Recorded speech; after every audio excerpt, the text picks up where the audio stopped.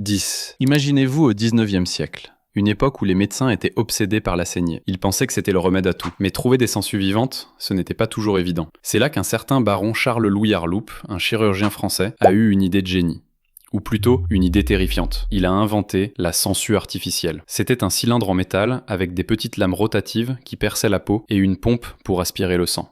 Un vrai cauchemar. Les patients se retrouvaient avec des coupures et de la succion sur des zones sensibles, comme le visage ou les tempes. Un instrument réutilisable, facile à manier, sauf qu'il était souvent plus dangereux que les vraies sangsues, causant infections et complications. Et le pire, la saignée ne servait strictement à rien.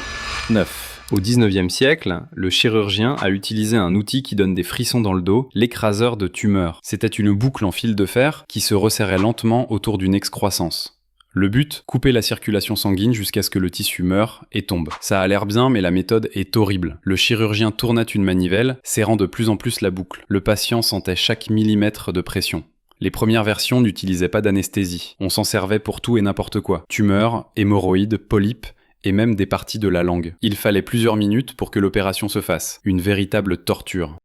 8. Au XVIIe et XVIIIe siècle, les médecins avaient une méthode pour le moins surprenante, la tabagie rectale. Ils pensaient que souffler de la fumée de tabac dans le derrière des gens pouvait les ranimer. Ils pensaient que la nicotine allait choquer le système et ramener les gens à la vie, surtout ceux qui s'étaient noyés. Ils utilisaient un instrument avec un soufflet, un tube et une buse pour souffler la fumée. On a du mal à y croire. Heureusement, la méthode n'a jamais marché. Le plus souvent, ça provoquait des brûlures, des nausées ou des complications plus graves encore. Mais c'était leur méthode pour ranimer un patient. Un peu comme si vous vous réveillez d'un coma avec un goût de fumée dans la bouche.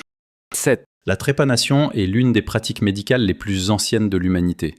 Et aussi l'une des plus terrifiantes. C'est le fait de percer un trou dans le crâne. On le faisait depuis des milliers d'années, pour soigner les maux de tête ou libérer les esprits malins. Les outils étaient rudimentaires, une lame circulaire qui sciait l'os. Le médecin devait être extrêmement précis pour ne pas percer le cerveau. Et le plus fou, c'est que ça se passait souvent sans anesthésie. Le patient était conscient, il sentait le bruit du forêt et la douleur. On a d'ailleurs retrouvé des crânes anciens avec plusieurs trous, ce qui montre que la personne a survécu à une première opération avant de recommencer. Un vrai cauchemar éveillé.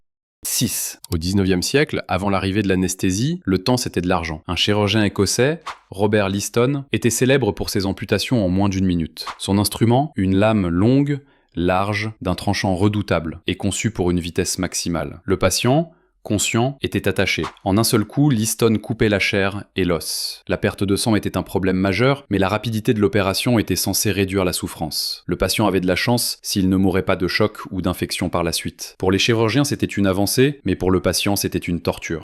5e. Au XVIe siècle, se faire tirer dessus était presque une condamnation à mort. Les chirurgiens ont inventé l'extracteur de balles. C'était une sorte de cuillère ou de pince avec des bords dentelés que l'on enfonçait dans le corps pour aller chercher la balle. Le plus souvent, l'instrument déchirait la chair en sortant. Il n'y avait pas encore de désinfectant, donc le taux d'infection était très élevé. Parfois, le fait d'enlever la balle faisait plus de dégâts que si on l'avait laissé. L'instrument était à la fois simple et brutal. Pour le patient, c'était une opération à haut risque.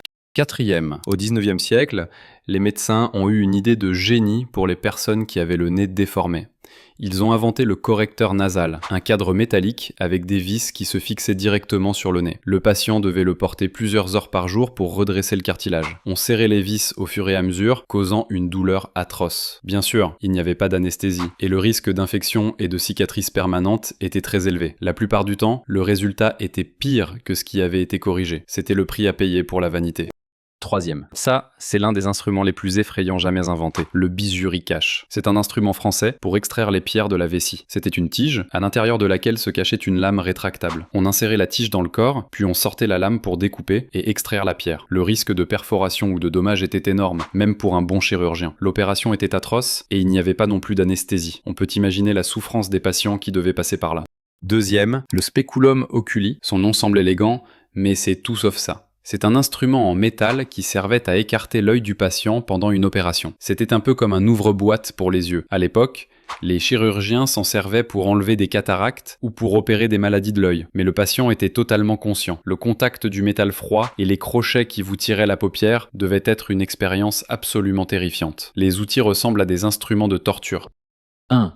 On revient à l'amputation, mais avec un autre instrument. Il fallait agir vite, car la douleur était insupportable. L'instrument s'appelle la scie à amputation. La lame était longue, lourde et incurvé. Le chirurgien sciait la chair, puis l'os, en plusieurs passages pour aller vite. C'était une course contre la montre. Les patients attachés hurlaient de douleur. Le taux d'infection était très élevé, car les techniques de stérilisation n'existaient pas encore. La personne qui survivait à l'opération pouvait mourir d'infection dans les jours qui suivaient. Voilà l'outil de la mort et de la vie. Voilà, c'était notre top 10 des instruments médicaux les plus effrayants de l'histoire. On est d'accord, c'est une sacrée chance d'être en vie aujourd'hui. On se retrouve la semaine prochaine pour une nouvelle vidéo de la boîte magique. Et en attendant, abonnez-vous et n'oubliez pas d'activer la cloche.